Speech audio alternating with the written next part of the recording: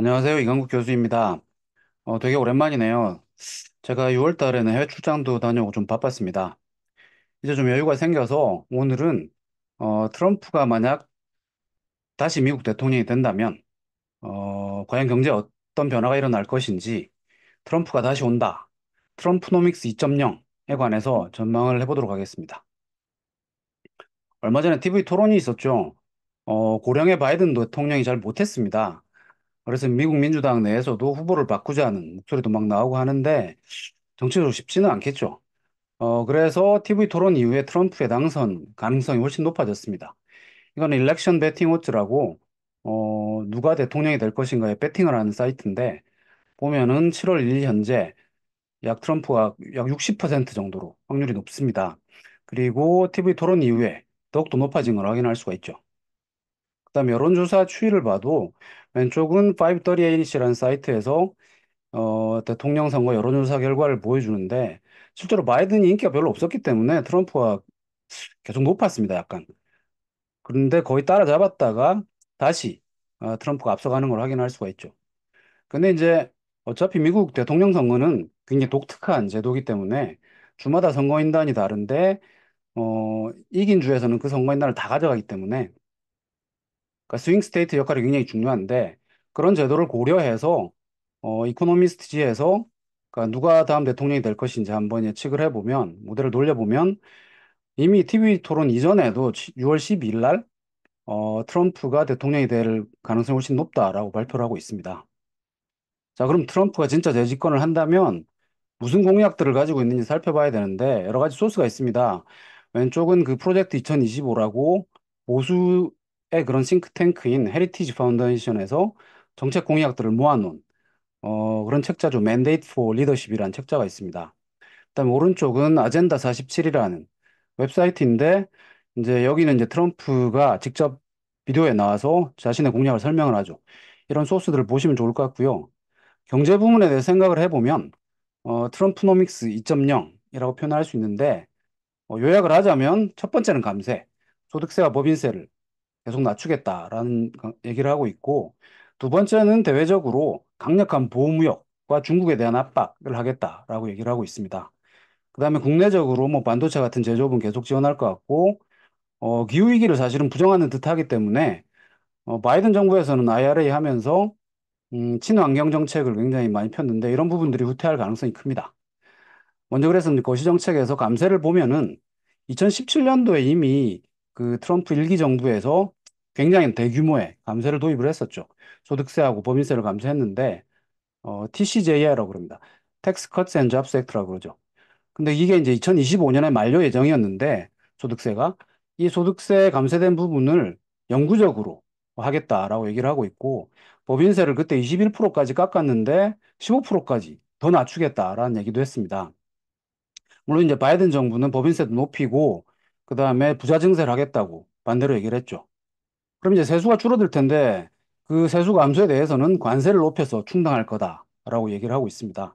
약간 황당한 이야기긴 하지만 그리고 국내 산업 지원과 같은 재정 확장은 지속할 것 같고 반면에 이제 통화 정책에 있어서는 통화 정책은 역시 정부가 아니라 연준이 하는 거지만 전반적으로 그 연준에 대해서 금리를 낮추라고 굉장히 강력한 압박을 할 것 같습니다.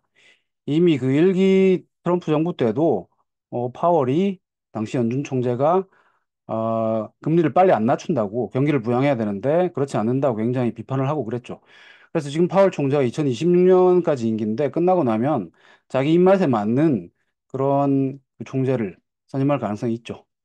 근데 결과적으로는 이렇게 정책을 펴면 세수가 줄어들 그래서 부족할 가능성이 굉장히 크고 그래서 재정 적자하고 미국의 정부 부채 비율이 높아질 그런 가능성이 높습니다. 그다음에 재정이 확대되니까 계속 인플레이션이 지속될 거고요. 많이 낮아지긴 했지만 최근에 인플레이가 높아지면은 여전히 금리도 높아지는 그런 우려가 있죠. 그렇게 되면 이제 달러 강세도 지속될 가능성이 큽니다. 자료를 좀 보시면 이거는 이제 미국의 정부의 재정 적자를 보여주는데 연방 정부의 트럼프 정부 시기에 2018년, 19년 감세 때문에 많이 적자가 늘었죠. 그 다음에 이제 코로나 팬데믹이 오면서 더욱더 재정 확장 때문에 적자가 늘었고요.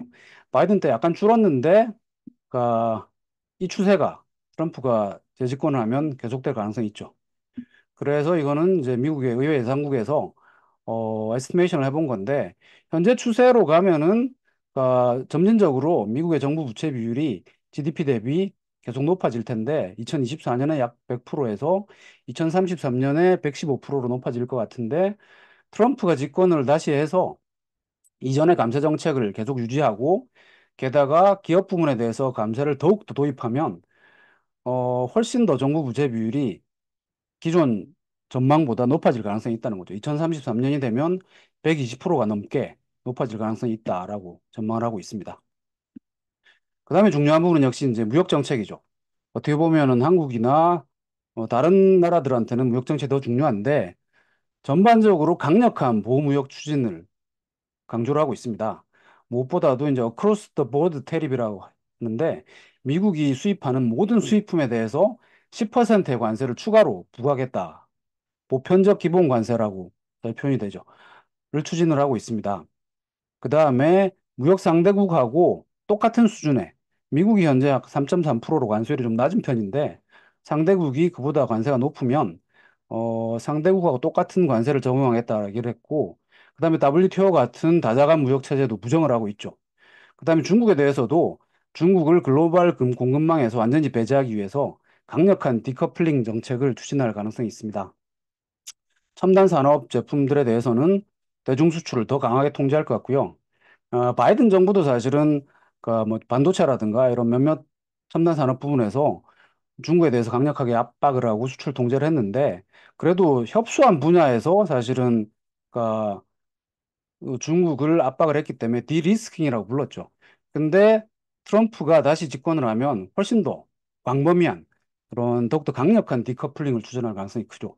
무엇보다 중국에 대해서는 중국으로부터 미국으로 오는 모든 수입품에 대해서 60%나 되는 매우 높은 고율의 관세를 부과할 것이다 라고 얘기를 했습니다. 황당한 이야기이긴 한데 실제로 그렇게 된다면 굉장히 충격이 크겠죠. 그렇지만 전반적으로 이런 그 무역 정책이 실현이 되면 당연히 관세가 높아지고 수입품의 가격이 높아지니까 인플레를 자극할 거고요. 그 다음에 관세라는 거는 어떻게 보면 소비세, 부가가치세랑 비슷한 거기 때문에 분배적인 관점에서 보면 저소득층의 부담이 더욱더 높아질 거고요. 그 다음에 관세가 높아지면 그 달러가 강세를 보일 거라는 그런 경제학 연구들도 있습니다.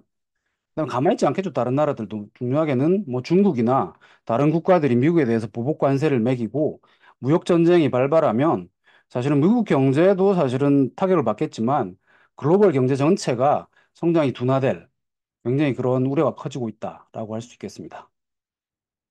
자, 그래서 연구 분석한 결과를 좀 보시면 이건 옥스포드 이코노믹스라는 기관에서 나온 보고서인데 전반적으로 트럼프의 이런 경제 정책이 최대한 실현이 되면 미국 경제 성장률은 기존의 추계보다는 낮아지고 인플레는 기존 추계보다 높아질 가능성이 높다라고 얘기를 하고 있습니다.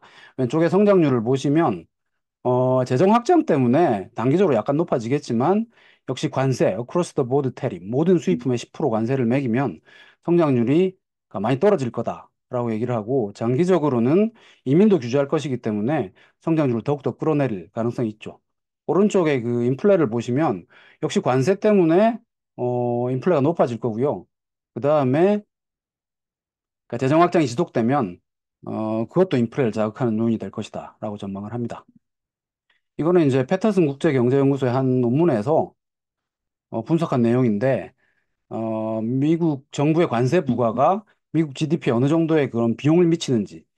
이전에 이제 2018년, 19년 트럼프 정부 1기 때 미국과 중국이 무역 전쟁을 했을 때, 그때 벌써 이제 GDP 대비 0.4% 정도 코스트를 미쳤다고 분석을 하고 있습니다. 근데 이제 10% 전체 보편적인 관세를 부과하고 중국산 제품에 대해서 60% 그러니까 관세를 또 부과하면 토탈하면 미국 GDP 대비 한 1.8% 정도 비용이 높아질 것이다라고 전망을 하고 있습니다. 그 다음에 같은 자료에서 미국의 관세 부과, 트럼프가 들어왔을 때 관세가 높아지고 또 이제 감세 정책이 도입된다면 과연 그 부담이 어떻게 분배될 것인지를 살펴보면 역시 가난한 저소득 계층한테 훨씬 더 부담이 크게 갈 거다라고 분석을 하는 거죠. 그러니까 상위 1%의 애프터 텍스, 즉 세후 소득은 오히려 1% 넘게 높아지는데 하위 20% 계층은 역시 관세 부과 때문에 어, 전반적으로 상품 가격이 높아질 것이니까 그러니까 세후 소득을 계산해 보면 약 마이너스 4%로 소득이 줄어들 것이다. 그런 효과를 미칠 것이다. 라고 발표를 하고 있습니다. 그래서 그러니까 소득 분배에 미치는 영향은 당연히 이제 역진적이고 불평등이 심화되는 그런 결과를 가져온다라고 할 수가 있겠죠. 자, 그래서 요약을 해보면 이런 감세나 뭐 보호무역 말고도 그러니까 이민 규제 강화라든가 바이든 정부에서 했던 인플레 감축법에서 신재생에너지 관련 산업들에 대한 여러 가지 지원들 또 후퇴할 가능성이 얘기가 되고 있습니다. 근데 전반적으로 JP 모건이나 옥스포드 이코노믹스나 이코노미스트 인텔리전스 유닛과 같은 여러 세계적인 기관들이 트럼프가 재집권했을 때 이런 공약들이 실현되면 당연히 인플레이션은 더 높아질 가능성이 높고 성장은 둔화될 것이라고 공통적으로 우려를 하고 있습니다. 그다음에 국내적으로는 아까 보셨듯이 소득 분배가 악화되고 갈등이 심화될 가능성이 높고요.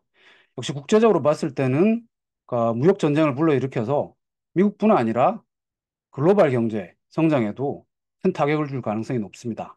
그리고 인플레 감축법이 후퇴하면 기후 위기가 더욱더 가속화될 우려가 제기되고 있고요.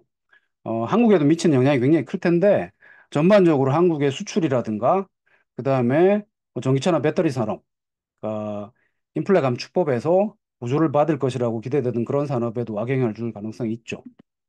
자, 그래서 오늘은 트럼프가 다시 온다라는 제목으로 트럼프가 만약에 다시 재집권을 하면 과연 어떤 경제 정책을 펼 것이고 이것이 어떤 영향을 미칠 것인지 살펴봤습니다. 낙관적인 얘기는 별로 없고요. 굉장히 우려만 높기 때문에 개인적으로는 트럼프가 안 됐으면 좋겠지만 어차피 미국 대통령은 미국 국민들이 결정하는 거니까 어쩔 수 없죠.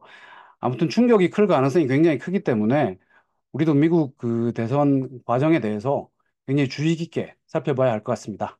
예, 감사합니다.